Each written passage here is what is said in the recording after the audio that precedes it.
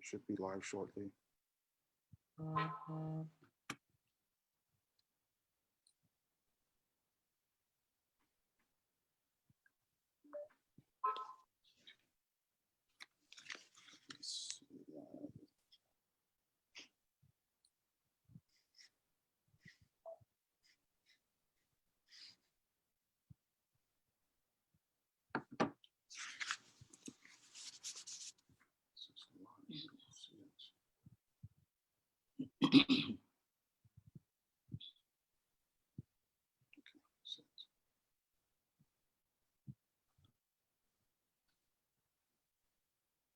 Okay. You ready, Brother Haitham? I am ready, inshallah. Okay. Bismillah ar-Rahman ar-Rahim. Assalamu alaikum. My name is Hamza Reed, and I'm the Director of Operations at the Multicultural Center.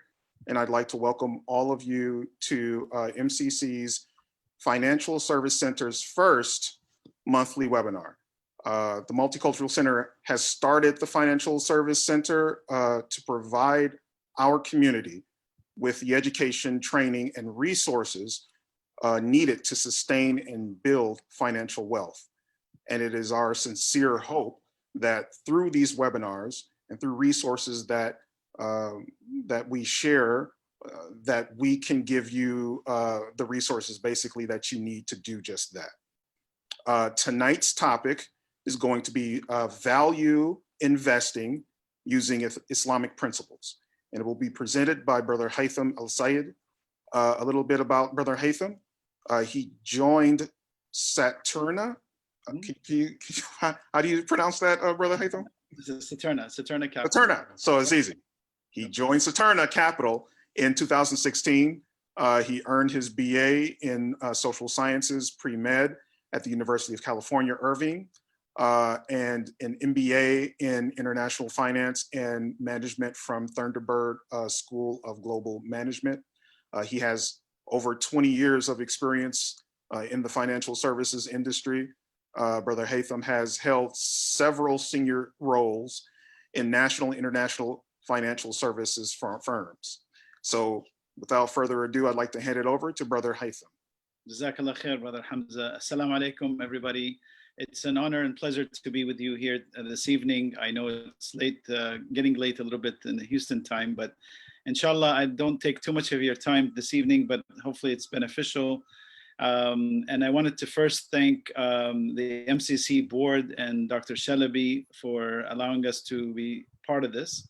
And again, to you, Brother Hamza, for setting this up for us and coordinating this.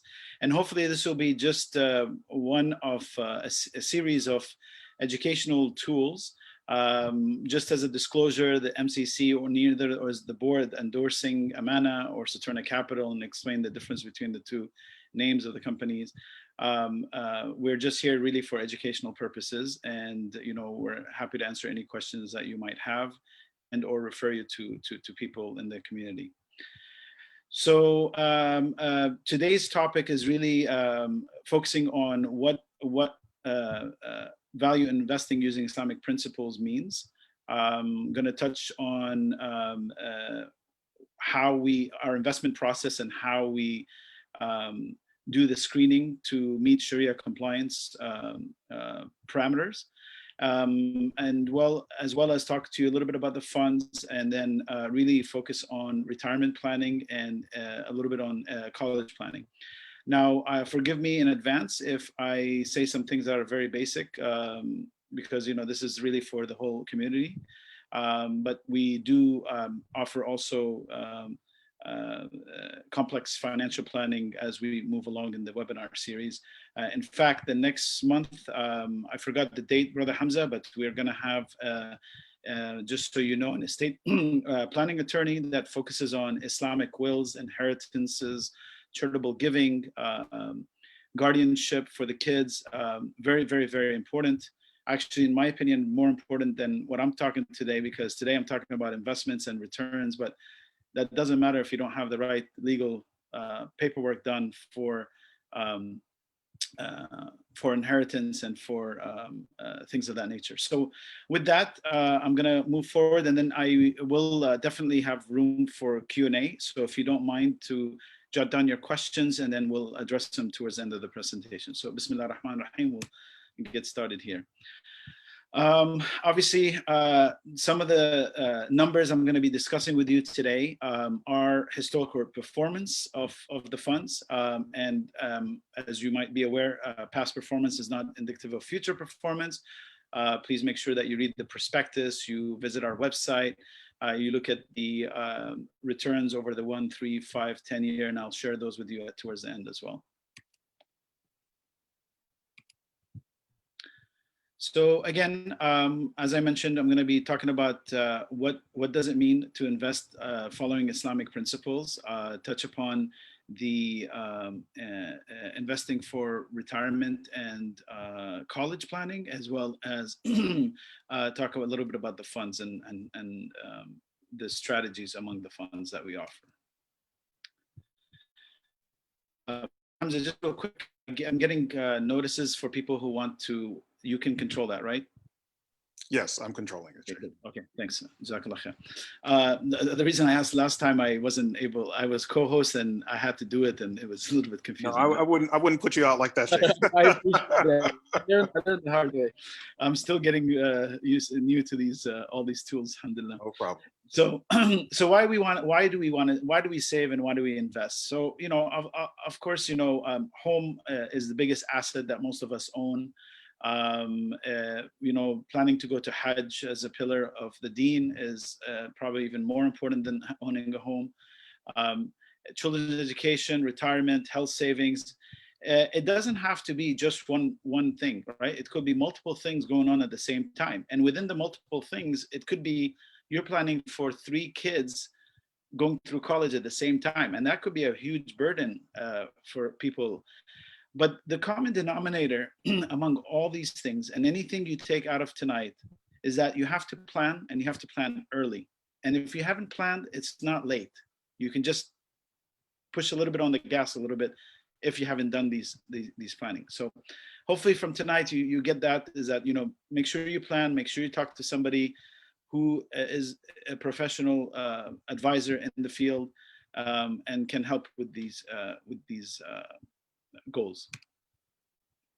So what does it mean to invest using Islamic principles? So just a little bit about the Saturna name and Amana Funds. So Amana Funds was started by a group of Muslim investors back in the mid 80s who had an investment club, and they wanted to invest according to Sharia. And Dr. Yaqub Mirza, who was leading the group, who's on the board and has co-founded Amana Funds, reached out to a gentleman by the name of Nick Kaiser in Indiana. And Nick was running a small advisory firm and had managed small funds. So they asked him, you know, can you do this, but avoid, you know, this and this and this, because, you know, we want to follow. And he's like, sure, I've never done it, but let's try it. And over a short period of time, and Nick, you know, managing these type of investments, not this type of investment, but being an asset manager for, you know, 20, 30 years at the time, realized that the portfolio was doing a lot better than what he was doing all these years. So the light bulb went off, and they came together and said, you know, we need to do this for the community. Let's start the Amana Funds. And so that's how the Amana Fund started in 1986 with the Amana Income Fund. And it grew to the company Saturna Capital, which are the advisors to the Amana Fund. So the Amana board hires an advisor every year and has selected Saturna Capital as advisors to the Amana Fund. So that's how the names are commingled. And the Saturna Capital is a holding company for the Amana Funds, the trust company, the brokerage company, and so forth. So having said that, in 1986, you know, there wasn't at the time really any global standards or anything that says, okay, this is what you can do and you can't permissible to, you can invest and not. There was the first Islamic bank, I believe, was in Egypt, and we do have a white paper on our website that talks about the evolution of these standards. But it talks about a bank in the 70s that or early 60s that was doing Islamic depository and lending according to Islamic principle, but nothing towards the investment world. And then in 1977, the first mutual fund or investment fund was created in Malaysia. And also there was still no guidelines or what have you that people can go and say, okay, this is the guidelines we want to use. So in 1986, the board went to the Fiqh Council of North America at the time and said, this is what we're trying to do. And so the scholars looked at the deen and said, here's what you are permissible to purchase that follows the deen, and they looked at the history and so forth. So the qualitative filters, today a computer can do this. It's pretty easy. Avoid companies that deal with banking, riba, insurance, alcohol, gambling, pork, and sinful videos and what have you. But 50% of the global equity is already wiped out by that qualitative filter. Because again, you can, if you put a 0% interest filter, or companies, that don't have lending or depository that are earning interest, there's only maybe 3 or 4 companies that are publicly traded, and I emphasize publicly traded, that don't have these issues, right? So we're really limited. So 50% of the global equity that or publicly traded companies that we can invest in is already wiped out. What the due diligence comes down to, and this is the financial or quantitative filters, is what you see below. And I'll go real quick on each one. We cannot buy a company that has more than 33% of debt to its market capitalization, to its value over a 12-month trailing period. What that means is that, if a company we don't go buy a company at 30%, because if they get merged or they acquire somebody, they will have probably more debt, so they're off the list. We've been always focusing on 10 to 15. That's our average in our funds, if not lower. And this is what really saved us in 2008 under the financial crisis, Sega, where one, we didn't have financials because we didn't own any banking, we don't own insurance, and that was the catalyst for the market. And we didn't have companies with a lot of debt. So these companies were able to survive and came out at a better position than their competitors. The 45% accounts receivable says that, again, you cannot, if a company has more than 45%, the majority of its resource of funding is from promissory notes to get paid, well, that could change the character of the company. They might have to go get a loan to sustain operations or pay for their inventory or what have you. And again, we stay on the low end of that ratio. And then the last point is the 5% from haram resources or from haram revenue resources. And I'll give you a classic example of this. So we used to own Amazon and Target. And if you remember about 10 years ago, if you walked into Target, you couldn't walk into Amazon, but if you walked into Target, they didn't sell groceries, right? They didn't have any beverages or anything. Well, today you walk into Target, they have alcohol. Now, even though alcohol sales, even Amazon went and bought wine.com, and so now they sell alcohol online. And you see where the value of these companies are today. So there's a lot of value that had to be left on the table because we are following the principles. And the principles is that even though their alcohol sales is less than 5% of their total revenue, because in the product business, they sell products and alcohol is one of their products, they're out. The scholars have also allowed us to, and permissible to buy airlines. And people say, well, airlines serve alcohol.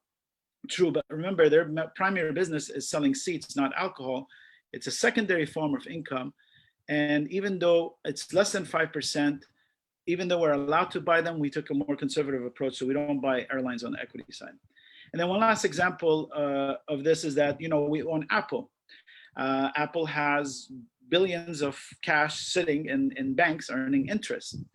But remember, Apple is not a financial usury services. Apple is a technology company. And when you sell $1,000 phones every quarter and you have people standing in line, their revenue is so much that they make less than 5% of that. So the bottom line is that the minority does not affect the majority or the character of the company. So that's where these guidelines. And these guidelines, remember, were originated in 1986 with the Fiqh Council of North America, and we hire an independent Sharia compliant advisor in Malaysia. Why Malaysia? Because Malaysia is a hub of Islamic finance around the world. And they audit us every three months, every quarter, and you can see their certification on our website under the funds literature tab. And you can see how they give us their seal and certification. Now, the folks on Amani also happen to sit on IOFI board. The IOFI board is the Auditing and Accounting Standards of Islamic Finance. This is a board of 20 or 30 scholars from around the world that not only have financial backgrounds, but also religious backgrounds, or deep religious backgrounds. And they, more and more people are using their standards as well, and they are using the same standards as us, and they started in 1990. So they've kind of evolved and taken what we came up in 1986, and now is what's used throughout. But there's different schools of theory, as we know. There's different thoughts, and alhamdulillah, this is the reason why for the past 30 plus years we've been providing halal investment options to not only individuals, businesses, and nonprofits, but this is also a reason why a lot of masajids and shuyukhs and nonprofits have their personal money with us. So alhamdulillah, we feel confident in that. And one last thing on this slide is that we do have a team of research and analysts in Malaysia, again, where Islamic finance is hub, and we also run some funds out of that operation there. So let's talk about the big elephant in the room sometimes is retirement. That's a big question. When do we want to retire? How much? What do we need? I'm just going to give you, again, a very high level, and I'm happy at the end share my information if you want to talk one off. But, what do we need in retirement? Well, there's, in my father's time or grandfather's time, when someone was retiring, there was two things. One, the average lifespan was 10 years. So, people kind of knew once you retire, the average lifespan was 10 years. So it was very short. And people said, well, you have to be more conservative as you get to retirement. That's a myth out there. Well, unfortunately today, or fortunately, people are living 10, 20, 30 years in retirement. So you cannot have in my opinion, you cannot have all your eggs in one basket being very conservative at the beginning of retirement, because unless this money is going to last you for 20, 30 years if you don't have any sources of income.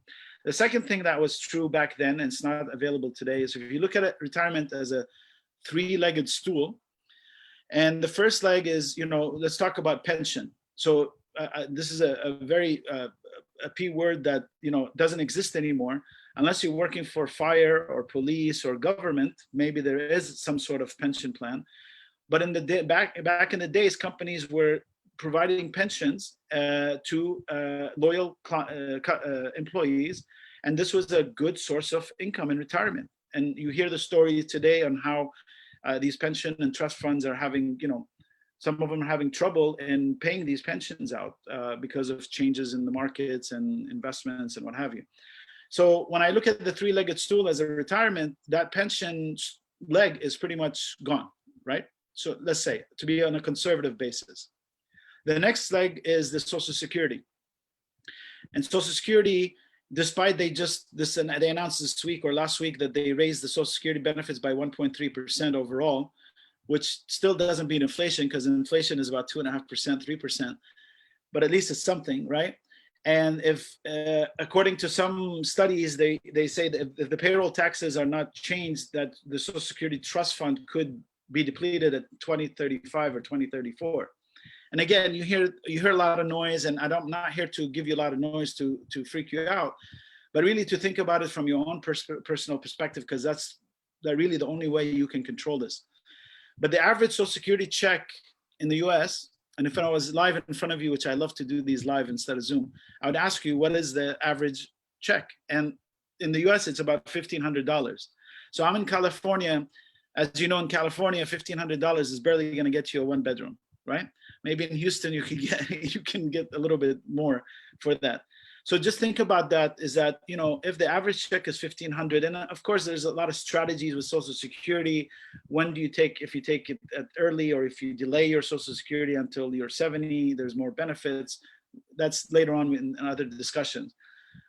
So to me, when I do the planning for myself or for clients, I even put 0 for Social Security because I just don't want to, depend. If it comes, it's barakah, it's more, it's extra, but at least it gives me some indication. So the real leg that I have left is in my own retirement and how I fund my own retirement, whether it's a 401k through my employer if they offer, whether it's my own IRA, whether it's traditional or Roth, and I'll talk about that as well. So just one thing is just planning for your own course of retirement. But at the same time, we call it the sandwich generation these days, where some people are taking care of their parents and taking care of their kids at the same time. So where in the phase are you in that during retirement? You don't want to have people dependent on you, and you don't want to be dependent on others. So again, the common denominator on this slide is planning. If you plan early, and I'll show you some slides of planning early and or catching up, really will help that. So this is an example of someone, an hypothetical example of someone who is investing $1,000 a year. Why we say $1,000 a year? Of course, you've heard the Starbucks, but I'll blame any other coffee shop right now, not just Starbucks. But spending $3-4 on a Starbucks every day or a cup of coffee somewhere, this is equates to about $1,000 a year. And I'm going to show you another example next slide. But this shows if someone started at 25, and let's say that everyone retires at 65, someone starts investing at 35, this $1,000, or someone at 45, and you can see where they end up, assuming a 7% return without taking any taxes, right? This is just pure 7% return. Keep that 7% return in mind as I share with you some facts about the amount of funds later. But you see where the balances are. So obviously you start early. It's about compounding, and Einstein, and one of his famous quotes was, and I don't know word for word, but he's saying the power of compounding is greater than anything else. So compounding growth on growth on growth really gives you the catalyst to grow. Now let's take that same example so you can see here the difference. But now let's say 5,500, and this is a little bit older slide, but right now the maximum you can contribute to a IRA, which is an individual retirement account, that's separate than a 401k, because a 401k, and I'll go through that later, but you can actually put more, up to 19,500 if you're under 50.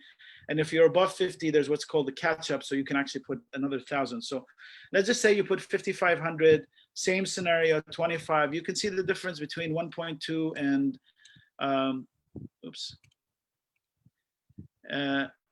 the other figure here I can't see because my screen's on it, but there's a significant, almost $1 million, I believe, is a difference. Someone who started that early, who's just putting the maximum IRA contribution. And a lot of people will say, well, how can I do that? And sometimes you'll be surprised by doing from your paycheck automatic investments, which is get you the disciplined process to put this money in over time. Even if you say, let me do $50 this month, or let me do $200 this month. Well, maybe 200 is too much. I can't do it. Let me go down to 150. And if it's 50 is too little, I can do 100. I think I can do 100 a month. And you're going to see the difference over time. And even at 45, you can see there's a huge difference between someone who puts in 1,000 versus 5,500, and if not, you put more. Here, same thing. You're seeing someone who at 25 on the left-hand column, who only contributed 10,000, right? Versus someone who started at 35 who only contributed 30,000. I mean, they contributed 30,000, but at the end, the person who started early with contributing less had more because of compounding. So very powerful here to understand that, let's start early, let's catch up if we haven't done anything, and let's plan. So how do you fund retirement? As I mentioned, one way of doing it is doing an individual retirement account, which could be a traditional or a Roth. I'll explain to you the difference between the two. And this also goes for a traditional 401k if you have it, or 403b or 457, depending on your organization, or a Roth 401k and 403b and what have you. The traditional, basically, it's either tax now or tax later. So the traditional, whether it's an IRA, 401k, you put the money in pre-tax, so you don't get taxed on it now. You get to deduct it on your income taxes this year, or for next, next year you do it for this year. The money grows tax deferred. However, when you take the money out, since you didn't pay taxes up front, guess what? They're going to take taxes at the end. The Roth is the opposite. So the Roth is you get taxed now. So after your paycheck, you see the net amount paid. If you take that money and you put it into a Roth vehicle, that money also grows tax deferred. However, when you pull it out, it's tax free. There's a couple other advantages of doing a Roth versus traditional. The traditional, you cannot, in either case, you cannot pull the money out before 59 and a half. Otherwise, you get charged a 10% penalty. There are exceptions to that if you have a first-time home purchase of $10,000 up to $10,000, or certain medical hardships or expenses, or sometimes even for education. But I would consult your tax advisor or CPA on that, because we're not tax advisors. The other thing with the traditional that the Roth doesn't have, but the traditional does have, is that there's what's called a required minimum distribution. So it used to be at age 70, I think they're changing it to age 72. But at the age of 72, you are required to take money from all your traditional accounts, IRAs, 401ks, anything that has a tax deferred that's under traditional. Otherwise, you get penalized if you don't take it out. And the reason why, again, is Uncle Sam wants their money, because you got a deduction on this money up front. You let it grow tax deferred. They don't want you to keep passing this to generations without getting taxed. So they're going to make you take money out. The Roth, you already pay taxes up front. So you can see the difference. If you start early or if you're younger, there's more benefits to the Roth. However, even if you're older, I even looked at, when you want to withdraw, the tax efficiency withdrawal off these types of accounts is, you always want to, you kind of want to have this rule of thumb, is that you start taking withdrawals from taxable accounts first. So regular brokerage accounts or what have you, when you start retirement, because your tax bracket is usually less when you retire because there's no income, right? Then you take it from tax deferred, like traditional, and then you take it from tax free at the end, like Roth. And then there is a little gap between when you start retirement, like a 3-4 year gap. And again, consult your CPA or tax advisor.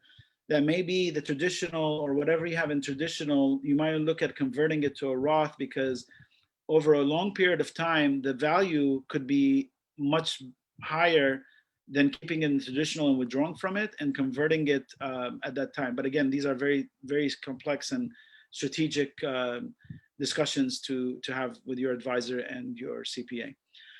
We put down annuities here for a reason.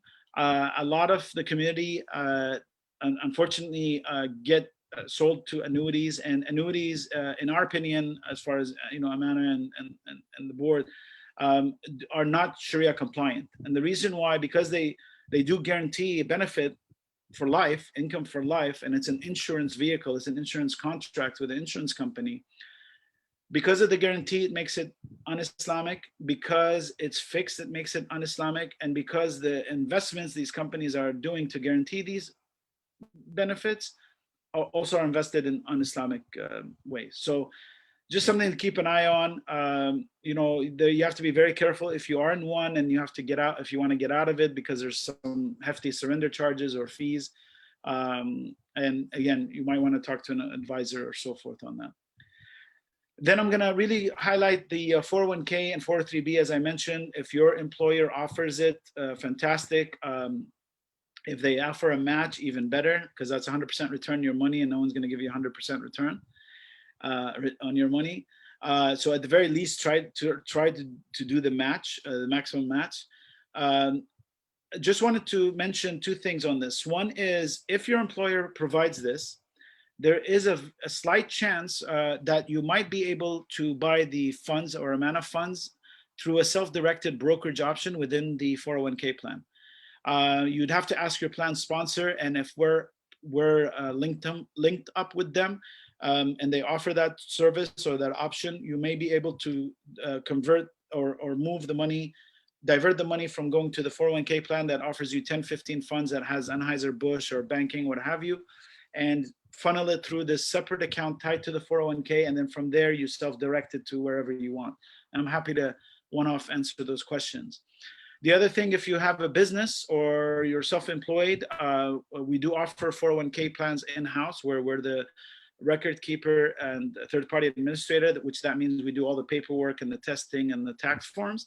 And we have a very, very reasonable cost to that. And we have an open architecture. So if you want to add Schwab funds or Fidelity funds to the menu, you can do that.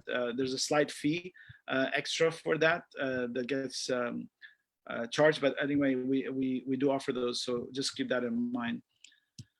So I'm gonna skip through here real quick because I did cover all this for the most part. And please do jot down your questions. As I said, in 2020, the maximum contribution you can do in a 401k, 403b, or 457 plan is 19,500. There's a catch-up of 6,000, so you can do north of 25,000 if you're over 50. And then you might have the Roth option, so that might be something you want to look at. But again, you want to look at their investment choices and see if that brokerage option is available. The other option is that if they don't offer it, or we're not with a firm that is sponsoring the plan, there might be what's called an in-service withdrawal. If your employer allows you to take out up to 25% off your balance from your 401k, and you can roll it to an IRA every year. You can do that as long as you don't lose any of the loan provisions or matching provisions that they offer you. So you want to check with your benefits department. All right. Before I go to the funds, I do apologize. For some reason on this slide presentation, I don't have the college planning, but the college planning, I'm just going to give you a highlight 2-minute summary. It's pretty much the same thing if you think about it as early planning. You look at the tuition costs right now of public schools is actually the general tuition of schools is 2.5% over inflation. So if inflation is per year, so if inflation is about 2.5–3%, you're looking at 5.5 to 6% increase in tuition cost every year from schools. And public schools, believe it or not, have almost double the tuition increases than private schools. And again, if I was in person, I'd ask you why. The reason being is that funding, right? Public schools are having a hard time funding. So I wanted to remind you that the cost of public schools is increasing higher than private. So that's one thing. The average debt of college students in early 90s was 10,000. It's now almost quadrupled. And if I talked to some medical school students who just graduated, I've seen some with $1 million in debt. And I think that's the problem we have in the world, not just here, is that you're on a negative treadmill as soon as you get out of school, and you're just trying to pay this. So hopefully there's a solution where education is free and people can really contribute to society in much greater detail, but I'm not going to go in that realm. But that's one thing that really you want to focus on is, we don't have, it's in our community, it's not a question of are we going to go to school, it's a question of, or when we're going to go to school. We're going to get our kids to school. That's our community, right? So it's really deciding where. And you've heard of 529 plans, which are the most probably marketed and well sought out plans and beneficial plans, because they allow you to put a lot of money in, and you can actually, some plans you can upfront and prepay the tuition. However, there's two things with that. Number one is the 529 plans are state sponsored. So each state picks a company to manage the plan. And so for California, it picks a company called TIA, which I used to work for, and they call it Scholar Share Plan. The problem with the plans or any of them around the country is they don't have halal options in their investment menu, just like kind of 401k. But there isn't that self-directed option where you might be able to put it on a separate account. So there's two things you can do. You can, and again, I'm not a scholar by any means, but you can find a social responsible fund that avoids alcohol, pornography, all these things in those plans. However, they might have 25% of it is in financials, or they might have one stock in a company that does, war related or what have you, that, we stay away from, and I'll explain why. So, and you can just purify it that way. The other option is to do an educational savings account, which you can do through an advisor, through us.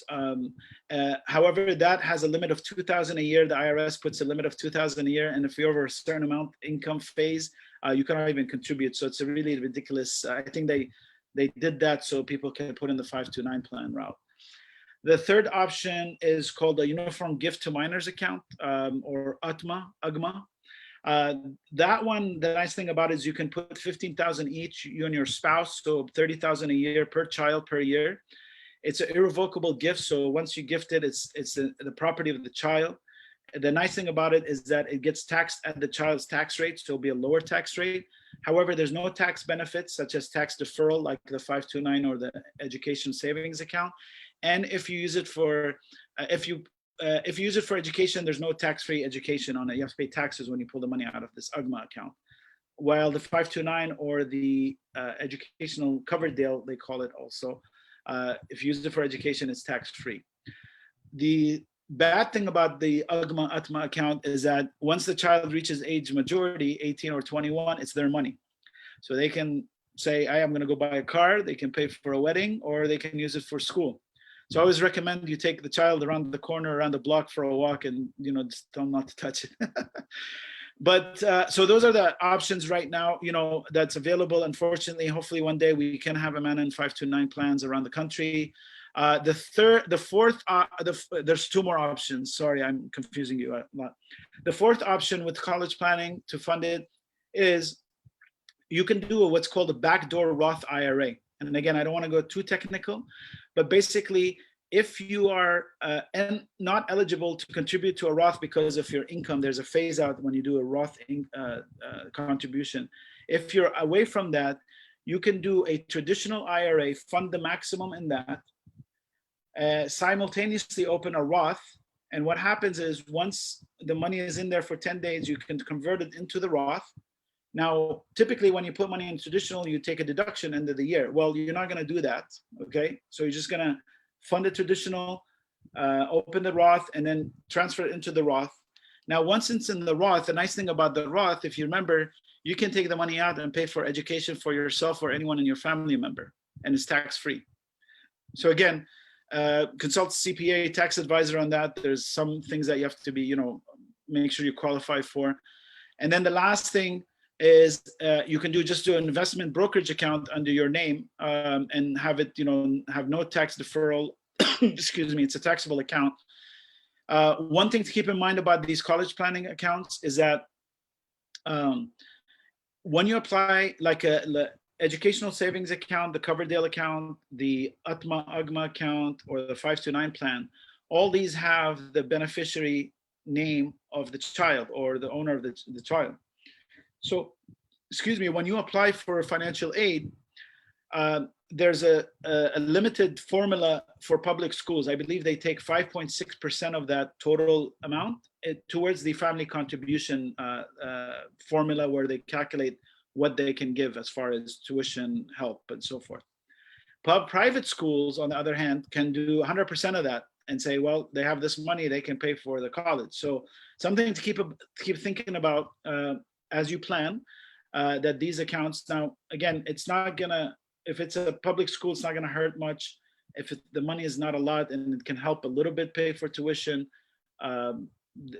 these are some discussions you should have with a financial advisor. I think that's all I had on college planning from my slides. I remember, so we'll move on. How are we doing on time? Let me just check. Okay. So I'll make sure we have questions and answers here. So I'll wrap up in 5 minutes. Let's talk about Amana Fund. So again, if I ask you, have you heard of Amana, and being in the deen, you should all raise your hand, because Amana means trust in Arabic. But hopefully you also raise all your hands about what Amana funds are. As I mentioned, we have 4 funds. We're the first and largest Islamic fund asset manager in the country. We have right now a little over 4.3 billion under management, alhamdulillah. When I joined in 2016, it was roughly about 80% of the assets, and under Saturna Capital, about more than 90% of the assets are all in Amana funds, just so you know. When I joined 2016, the numbers were roughly about 80% of the Amana funds, the Islamic funds, are from non-Muslims, believe it or not. So what does that tell you? They're not with us because of Islamic principles. They're with us because of performance over the years, consistent performance. So alhamdulillah, we have the performance bucket. We have the Sharia compliant bucket. And we also happen to be an ethical ESG, what stands for environmental, social, and governance. And what that means is when we go look at companies, we make sure that companies have ethical boards. They have, carbon footprint is very low or none. Green companies, and they are socially responsible as well. The Amana Income Fund started in 1986. The name is a little misleading because a lot of people think it's fixed income or bonds related. It's not. It was created in 1986. For those of you who remember, mortgage rates in the US were 16%, CDs were paying 12. So for a Muslim community, there was a gap. You can't have a mortgage really, and you can't have interest that high. So Nick at the time decided to look at companies, and we're a large cap buyer, which means we only buy companies that have over 10 billion market capitalization in the market. These are companies that can weather the storm. So whether it was 9/11, 2000, 2008, these companies have good balance sheet, have low debt, remember, and they can weather the storm. So the Amana Income Fund focuses on companies that pay high dividends above the S&P average. And since inception, since 1986, this fund has been paying about 9.5% every year net. Year to date, it's about 5.8%. And it's companies like Procter and Gamble, right? So they're not innovative to make new technologies in diapers and shampoos, but they sell so much shampoos and diapers, and to attract investors, companies like them are in the fund and they pay higher dividends. The Growth Fund started in 1994. It's focused on healthcare technology, so your Apples and Googles and pharmaceuticals and what have you. This fund has been returning about 16% net every year since inception. Year to date, it's doing about 20%. Just recently in March 2008 with COVID, the market was down 28%. The Growth Fund was only down 20% and recouped its losses and up 20% year to date. Developing world gives you exposure to international companies, Islamically filtered, and or US companies with assets outside more than 50% or revenue more than 50%. And this one, we do recommend between a 5 to 10, 15% overall portfolio in international exposure. And the last fund called the Participation Fund, which is a non-equity fund. So the first 3 are equity funds. So you're purchasing stocks or ownership of the company. The Participation Fund is based on what's called sukuk, from the word in Arabic called saq, which is a certificate or ownership of an asset. So if you think about this fund, it seeks preservation of capital and income. So it's conservative in nature. Target returns about 3 to 5%. Year to date, it's about 4.5. It's more of an Islamic bond equivalent, but doesn't pay fixed interest or anything guaranteed. And obviously, it's a discussion for a later time if you want to get into more detail. Let's see here. Okay, where am I at?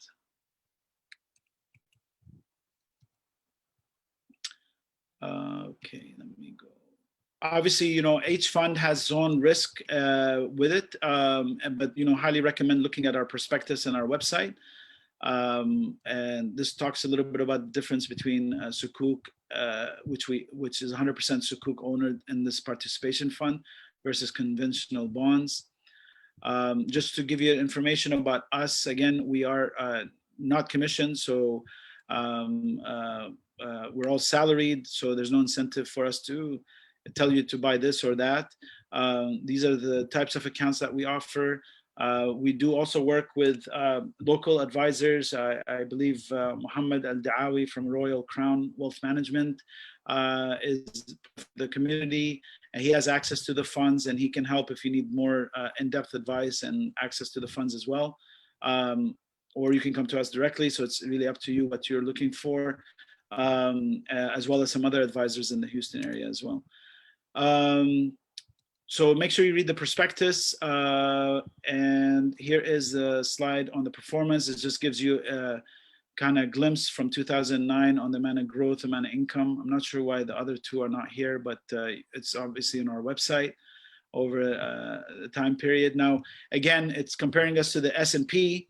The S&P is an index of 500 companies. It's a weighted index. It's going to have financials. It's going to have companies that we don't own. So sometimes we do beat it, like in 2008 and 2000 and recently in COVID.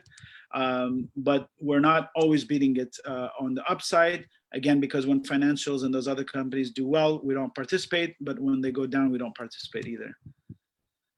Here are some of the numbers from end of December. You haven't shared the screen, though.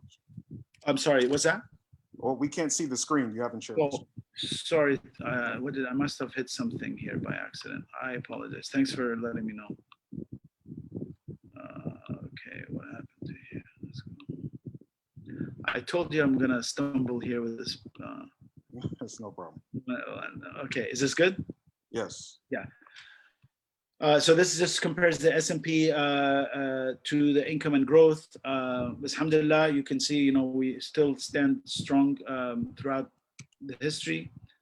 Here's some of the performance as of end of 2019. If you want the update numbers, they're all on our website, amanafunds.com.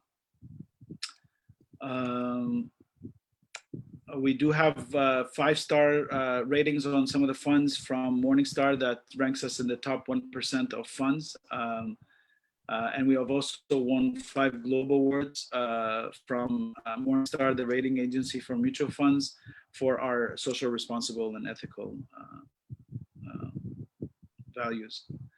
So again, read the prospectus.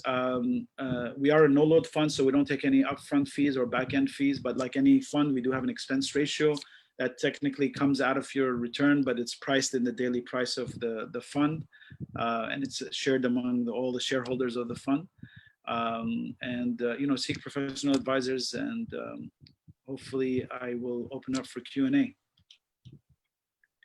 So I have a question, brother. Yeah.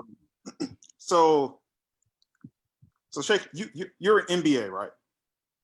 So your knowledge is here. Yeah. My knowledge is very low. So what is something that I can do, or people like me who necessarily hasn't invested in anything? What is something small that we can do now? Yes. In order to invest Islamically? Jazakallah khair. And, being in this deen, alhamdulillah, our knowledge is, inshallah, the same. And we ask Allah to give us more knowledge.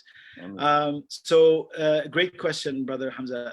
Number one is, one thing I would say, it doesn't take a lot to start. Okay. We have a very low entry point of $100 if it's a retirement account to enter, or $250. Some funds have a minimum of 10,000, 25,000. So that's number one. Number two, when you start investing, okay, if you think the dollar's sitting in the bank without earning any interest, like we should, you're not beating inflation. Inflation is what the dollar can buy you today versus what the same dollar will buy you tomorrow. And as you know, cost of things go up. So if your money is not working for you, if it's not growing, it's not gonna buy you the same thing. So you have to, first take a step back and look at, we are, living in hard times. Okay, and I pray for all and Allah to open doors and make things a lot better, inshallah, soon.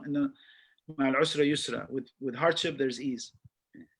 That, you know, when things do get better, or even now, just start looking at your budget. Look at what your, you know, fixed costs are every day, even if you're paycheck to paycheck, or, you know, maybe having a hard time paycheck these days. But look at your fixed cost that you need to pay to survive: housing, clothes, food.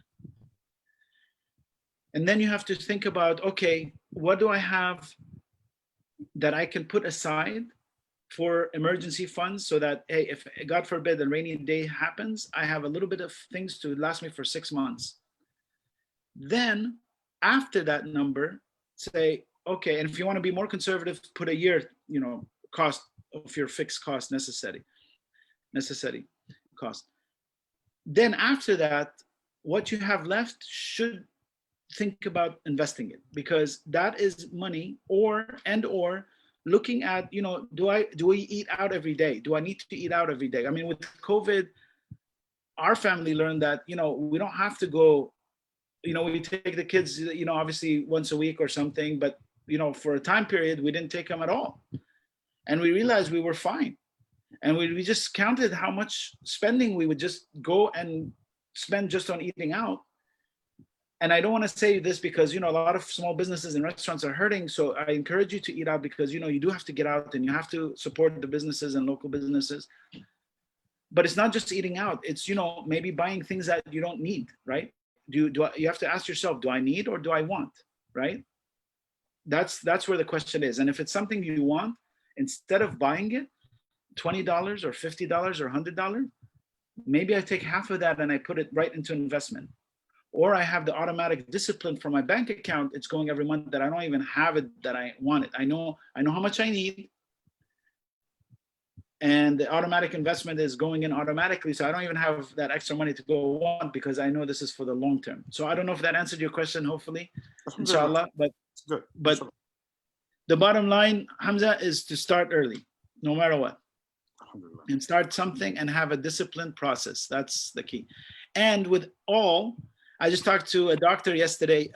You know, she had pulled her money. She was, you know, freaking out before the COVID, which she has the right to. It's her money, and moved it to the Sukuk fund, the more conservative fund, because that fund only went down 2.5% versus the 20 or 28 the market did, and still was scared because saw loss in the accounts.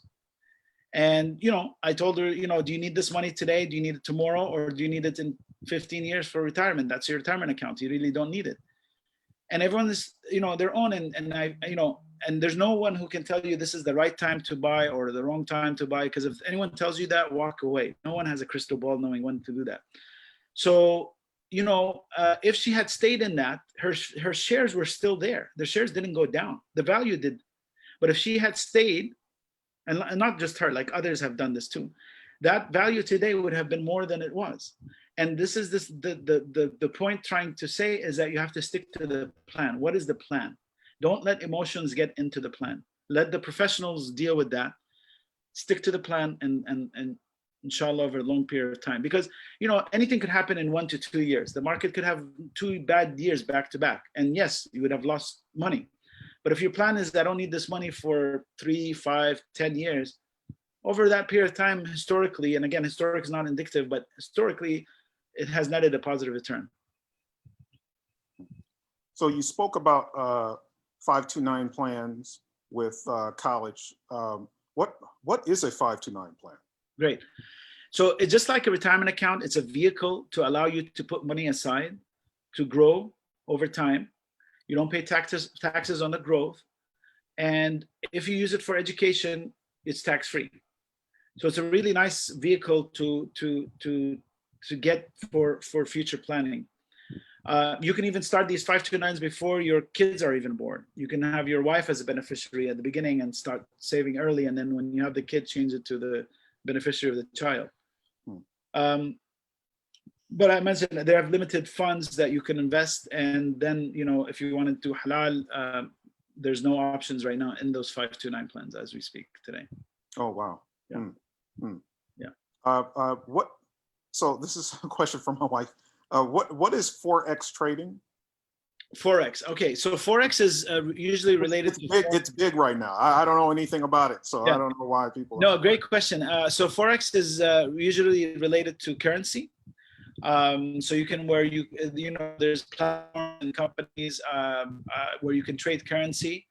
My advice, being in this business, I mean, you really need to know what you're getting into. You really need to know, because you can, like anything, you can make a lot of money, but you can lose a lot of money. It's very risky. It's very volatile because these things move very, quickly. So unless I would suggest, really studying up on it, but that's pretty much what it is. There are, again, I'm not a scholar, but there are different philosophies on currency.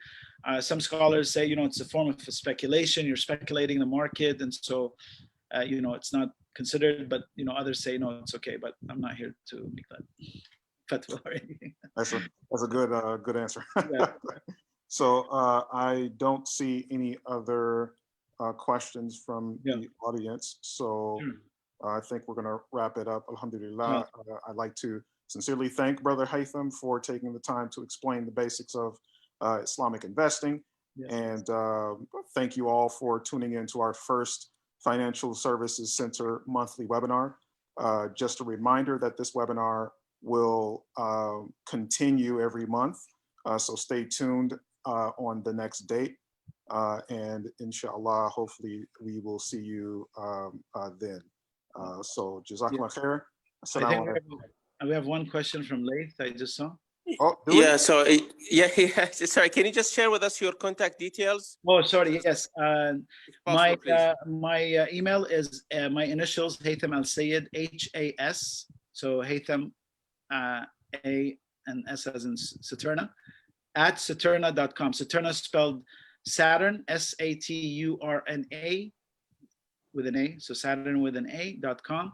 My direct line is 949 547 0605. Again, 949 547 0605. Thank you, Brother Laith, for the reminder. Oh, thank you very much for Jazakallah khair. Very enlightening.